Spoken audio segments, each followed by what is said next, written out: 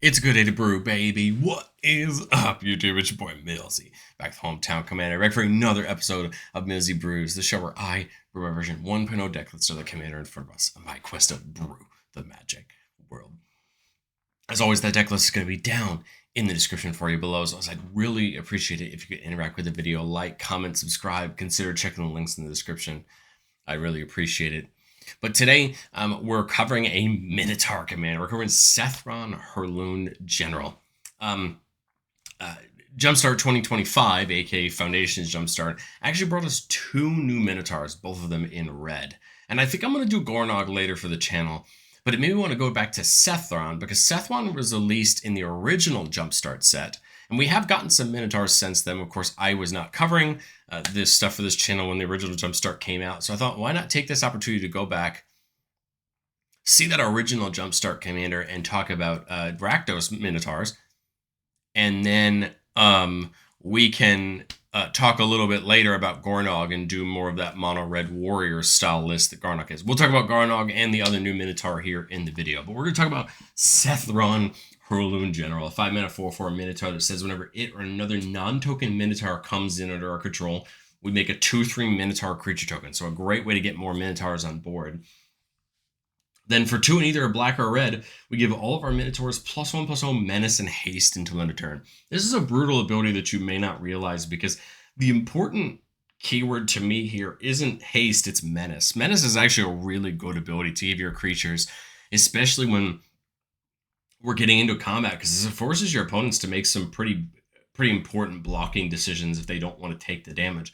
We're going to try to do this by just pairing this with as many things that can give us benefits in combat to just force our opponents to have to make terrible decisions and just run people over with Minotaurs. That's the goal. If you like Rakdos and you like combat, this is the deck that might be for you, because again, our goal is to just run people over with Minotaurs. It was a deck that I thought was going to be fun when I went to brew it, and it's a ton of fun after I've playtested it on my own. Let's talk about Minotaurs. There's Gornog on the right. We'll read him in a second. Let's talk about Fellhide Petrifier. Gives all other Minotaurs we control Death Touch. Beautiful ability. That plus Menace and Haste is a great thing. So we're giving them all Death Touch, makes them even better in combat. Fellhide Spiritbender allows us to pay 1 in red whenever it becomes untapped. If we do, we get to put a token copy of another creature, except it's an enchantment addition with other types. It gains haste, and we get rid of it at the end step. This is really nice because we start copying creatures each turn.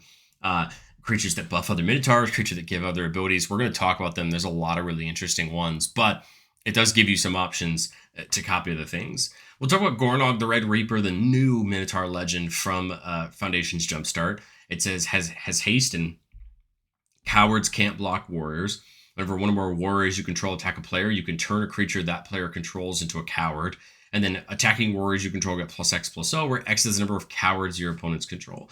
That may seem odd, but it's good to remember that most Minotaurs in Magic are warriors. So this is going to work out really well for us, because we're going to have the benefit of the warrior synergies here. Again, we'll talk about Gornog later with more of a warrior brew, but the point here is hopefully we can start buffing our Minotaurs even more and stop some of our opponent's creatures, especially key creatures, from blocking our Minotaurs. Cragbell Wallcaller is a 5-mana 2/3 that gives all of our Minotaurs haste, and whenever it attacks, it gets +2/+0, so it turns into a 4/3 whenever it attacks. But hey, giving all of our other Minotaurs haste feels like a great thing that we don't necessarily have to pay for Sethron's ability to do it, but we do still have the option. Lord of Scattershall Pass is a 4-mana 3/3. For 2 mana, we can level it up, and as long as we level it up once, it becomes a 6/6. And then if we want to keep leveling it up, if it hits level 6 and it attacks, it deals 6 damage to each creature defending player controls, allowing us to potentially one-sided board wipe an opponent on an attack, which feels like a great thing to have on a Minotaur. Mogus may look odd because it's not a Minotaur. It is, it's just not on its type line. Mogus obviously is a big, massive Minotaur god. Since as long as our devotion to black and red is less than 7, it's not a creature, but again, each opponent's upkeep, it deals 2 damage to them unless they sack a creature. Again, Mogus isn't a Minotaur, so it's not going to take advantage of some of the things like Sethron's ability or some of these other abilities. The point is, it comes down for 4 mana, it starts to be a menace to our opponent, and once it turns online, it's a 7/5 indestructible that's just going to start hitting our opponents and hitting hard. Morag from Zendikar Rising is a beautiful Minotaur. Whenever a creature we control attacks, It gets +1/+0 for each time it attacked this turn. And then whenever a land comes in, if it's our main phase, there's an additional combat after this phase. With Marag, what it wants you to do is play your lands on your second main, so you can go through your first combat, play your land second main, and get another combat, get back into combat, and deal some big damage. We're playing 2 of the 3 Nehebs that we have access to. Neheb the Eternal has a flick 3, so whenever this creature becomes blocked, that defending player loses 3 life. At the beginning of our post-combat main phase, we add a red for each 1 life your opponents have lost this turn. So a fun ability to add some mana, especially once we're getting into combat and having some fun. And then Neheb the Worthy says that other miniatures we control have first strike, so great add, right, to our other abilities. And as long as we have 1 or few cards in our hand, it gets +2/+0. Other Minotaurs get +2/+0. And whenever it deals combat damage to a player, each player discards a card. Not just the player you hit, everybody pitches a card. And that's great. We will happily take that, especially a 2/2 first striker that's probably going to be a little bit bigger when Sethron is out. Oracle of Bones has Tribute 2, so when it comes in, an opponent can place 2 counters on it, and if not, then something happens. So it says whenever Oracle of Bone enters, if the tribute wasn't paid, we get to pay an instant or sorcery from our hand without paying its mana cost. So that's pretty nice because it can come in and potentially cast something for free from our hand. Rageblood Shaman gives all of their Minotaurs Trample, again, working really well with Menace and Death Touch and First Strike and these other abilities that all of our Minotaurs are passing around. Ragemonger feels really good, reducing the cost of all of our Minotaurs by red-black. So that's pretty cool. It can only reduce the colored mana, but that's A-okay. Any reduction to our creatures means we can get more of them out each turn and get more of those Minotaur creature tokens on board as well. Well, there's Roaming Throne, everyone's favorite insert creature type here. And I feel like it works so well in this deck because it's doubling up the amount of Minotaurs you get with Sethron, and it's just a great attacker on its own. It's going to double up any of our other Minotaurs' abilities and just make sure that we're getting more and more value in our deck. We don't mind paying for it here because there's not a ton of Minotaurs out there. We are playing some Shapeshifters as well, but the point is we want Roaming Throne. It's a great card, and it's going to work well for us as a Minotaur that doubles up, specifically Sethron, if not more. Sandstorm's Crasher is our other new Minotaur, a 3/4 trample. It says whenever it attacks, you can exert it. And if we do, we create a tapped and attacking token that's a copy of another creature we control, and we get rid of it at the beginning of the next end step. This is a really interesting ability depending on what you want to do with it. This could be used to copy one of our Minotaurs that buff or give out an ability just to get a little bit more attack on creatures. This could be used to a lot of things where you sacrifice it at the end step. So you could ideally have Crasher attack and then do things main 2 to make copies of things. I think Crasher would be fun to make a copy of Roaming Throne, make more Minotaurs when Minotaurs come in.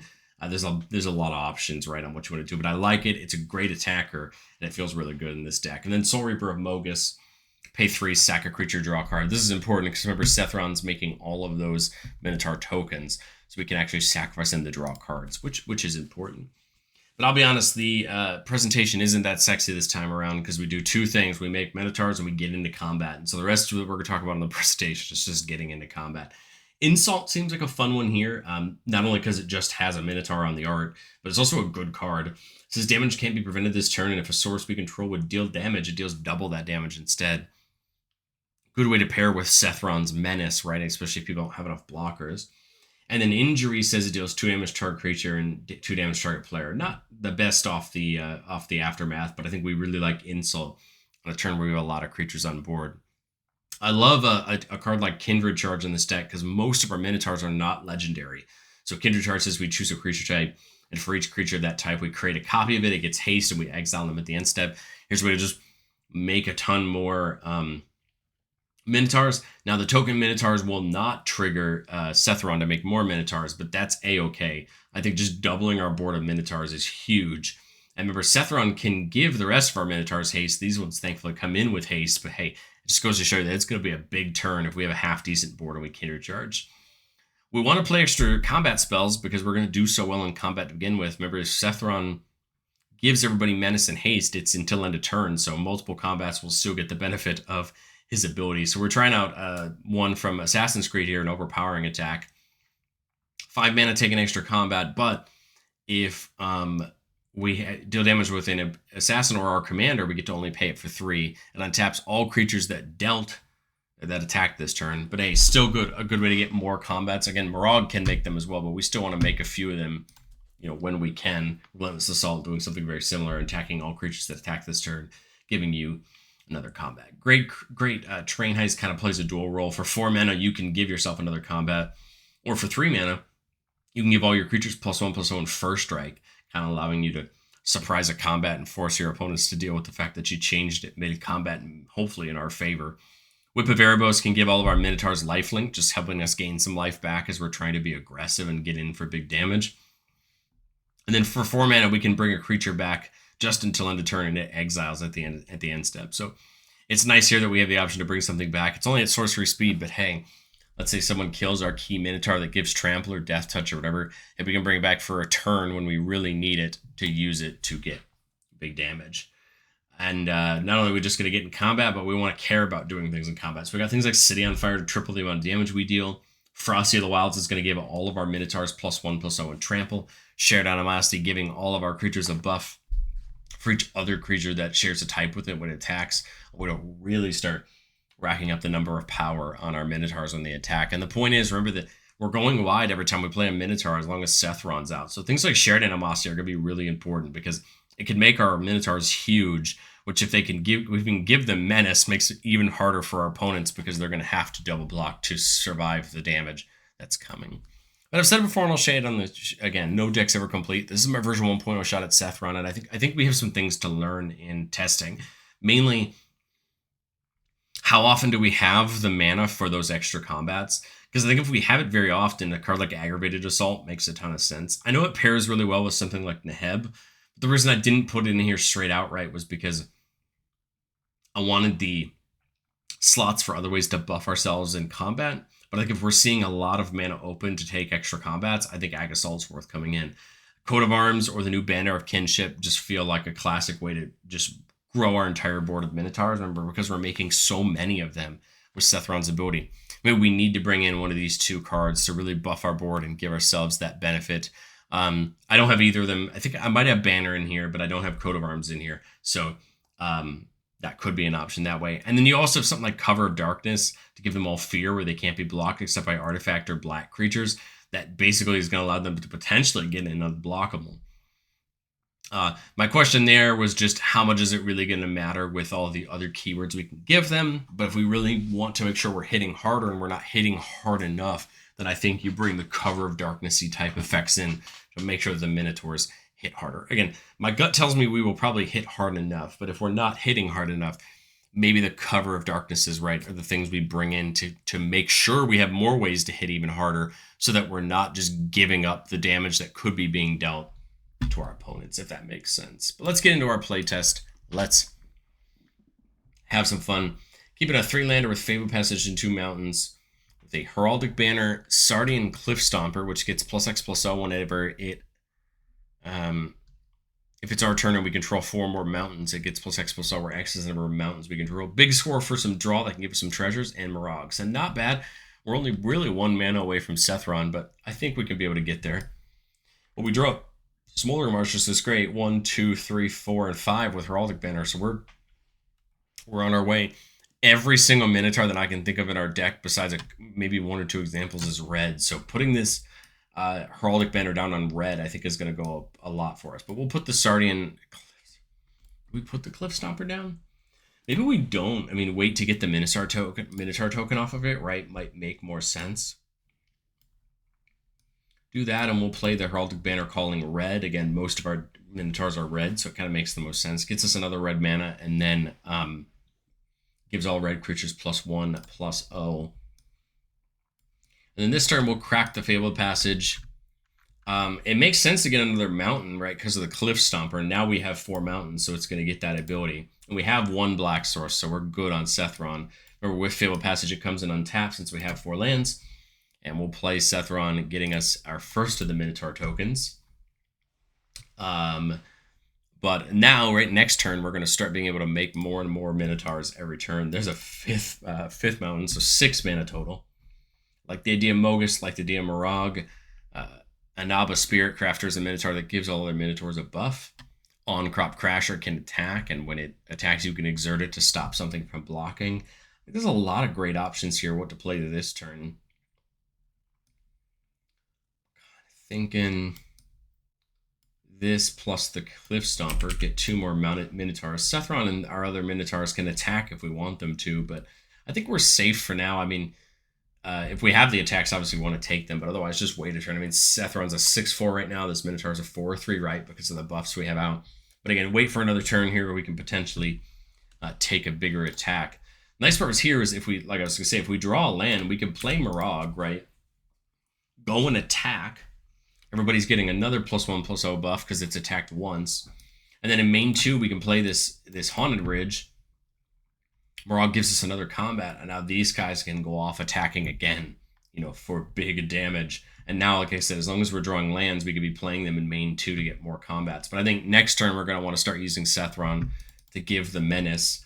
I don't mind attacking with these as 4-3s or 5-3s right now, because if someone blocks them, someone blocks them. They're going to be losing something for it. The Cliff Stomper is a 5-4, 8-4 right now. On our first attack with Mirage, 9-4 on the second one with Mirage. So you can start to see where Mirage does a great job at setting up a house of value. We'll go one more turn. I like the idea of Mogus on crop could just give us another attacker this turn. I'm kind of thinking on crop, make them the Minotaur, use Sethron to give them all menace and haste and just get in. I think that this is going to be tough for our opponents to deal with. We can exert to stop a blocker if we want to, but otherwise I'd kind of rather not, so that on crop can attack twice and or attack more than once potentially. But the point here is just take the attack. Take a big attack here. Again, our opponents are going to have a tough time now. They have menace trying to effectively block, I think. And I think it's just going to lead to our benefit. Well, let's get into playtest number 2. Keeping a Toonlander with a Rakdos Signet and Soul Ring. We're going to do that classic Soul Ring and a Rakdos Signet turn 1. Keeping that Rageblade Shaman for the trample. Spirit Crafter for that +1/+0. And Gornog, so we'll get to see Gornog this time around. Turn 1 we'll do that classic turn 1 play that everybody hates to see. Soaring into a Signet. Just to mean that we could technically go turn 2 Sethron, which is exactly what we want to do. Get Sethron down as soon as we can so we can start making those Minotaur tokens, right? And make sure they get themselves going. Turn 3. Access to 5 mana, huh? I like the idea of setting up. You know, we could like Faithless Looting plus something like the Automaton. Get Gornog down and get that process starting. Remember, they're both warriors, so there's that option. Again, maybe the Gornog, make the Minotaur. Minotaur's not a warrior, so it's not going to get that buff from Gornog, but maybe we Faithless Looting, just try to see what we can get ourselves into. I love the Insult, but is it too late? Because both these Minotaurs are just too good. Love the Relentless Assault. Do we value the +2/+1 and Trample over the Automaton? I think we do. So not bad to get the extra land down there. Go attacking this turn, right, with these two. We would have enough to use Sethron's ability if we want to, giving that Minotaur haste. But otherwise, you know, pick something that's a coward, get some big attacks in, which I think could be really good. Otherwise, I think we're great for next turn, where we can probably put some more Minotaurs in. Ooh, overpowering attack's not bad. Sitting at 3 or 5, 6 mana, right? So we could put one of these, like put the Rageblood Shaman in, give them trample. We could then attack and play overpowering attack after combat to get another combat if we want to. Not a bad option, right? It would allow Sethron to attack multiple times, allow Gornog to keep bringing things into cowards to keep stopping them from blocking Sethron and them. That's not bad, because we'd always then have the Relentless Assault next turn. Next turn, 3/3 City Calling Minotaurs, still now at 7 mana. So there's a world where we could, you know, this plus Gornog's or Sethron's ability plus the Relentless Assault. I kind of like this. Trample is going to help making these Minotaurs even better. You know, attack. It feels odd to say that as an end to a playtest, but the truth is that's where this deck is always going to end up. So I don't want to misrepresent anything other than what it is. Here we're keeping a 3-lander with Molten Echoes. A card I didn't mention in the presentation, but I really like, allowing you to make a hasty copy of any Minotaur that comes in. The Heb, red medallion, since almost all of our Minotaurs are red, I think it just makes a ton of sense. We'll get the Bajuka Bog in. It feels odd, but I kind of want to make sure we get our curve starting. We'll play the Ruby Medallion just so that way we're making sure that we're getting lots of our manas. It's just 4 mana here, or 3 mana here, but everything is reduced by 1.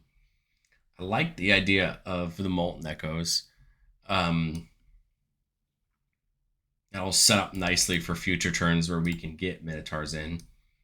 Here on turn 5, we'll be able to, or turn 4, we'll be able to play Sethron. We're not going to make the copy with Molten Echoes. Or we will, but we're going to just sacrifice the copy, right? Since legendary rules, right? Will get us a second Minotaur, though. Will that get us 3? That should get us 3. The copy coming in, both of them would see. Is it on cast? No, it's on enter. Yeah, I would think it would see and net us 3 Minotaurs. You can tell me if I'm right or wrong on that, but that would be my guess, because we would clean up after. I think we would clean up after the triggers resolve. The triggers would go on the stack. Sethron would see itself come in. Both of them would see each other come in. Maybe it's only 2, but neither here nor there. I think we get 2 no matter what, because the one coming in is at least going to get 1 for itself. That's okay. No haste, but that's okay. I think we just want to keep building, right? 5 mana here, everything costing 1 less. So I think we go Gornog.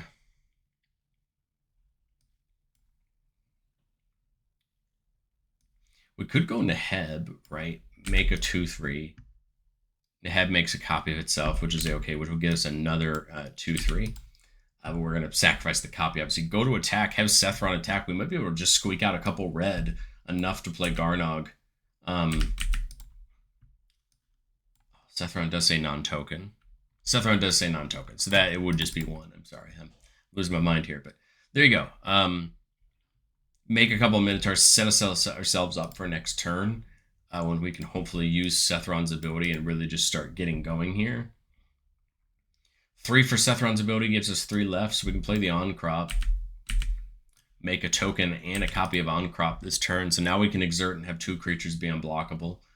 We've got a couple warriors, right? So Garnog's going to get a buff to all of our warriors. A nice big attack this turn with the Menace and the Haste. I like this. And all we need is 1 or 2 more turns of this to be just really punishing to our opponents. We want to exert this Crasher, because remember, it goes away at the end of turn. We don't have to exert this one if we don't want to, but I just like this. I like this. It's a good board state, and now Garnog is just going to keep making it worse for our opponents because these are all warriors, so they're going to keep getting that buff. And then next turn, right, let's say we draw a lander, but we don't hit anything good. We can just go ahead and Windfall to draw a couple more, right, get a couple of treasures. And actually, we could Kindred Charge this turn, making copies and just taking a big ol' attack, you know. But I'd love to know what you think of Sethron down in the comment section below. I think this is a really interesting deck. It's not something I'd ever thought about. I had a friend in the past who played this deck, and it was always interesting to watch, but I think it's gotten so much better support over time, and I'd be intrigued to see one of these at an actual table. Let me know what you think of Sethron, and I will catch you guys next time.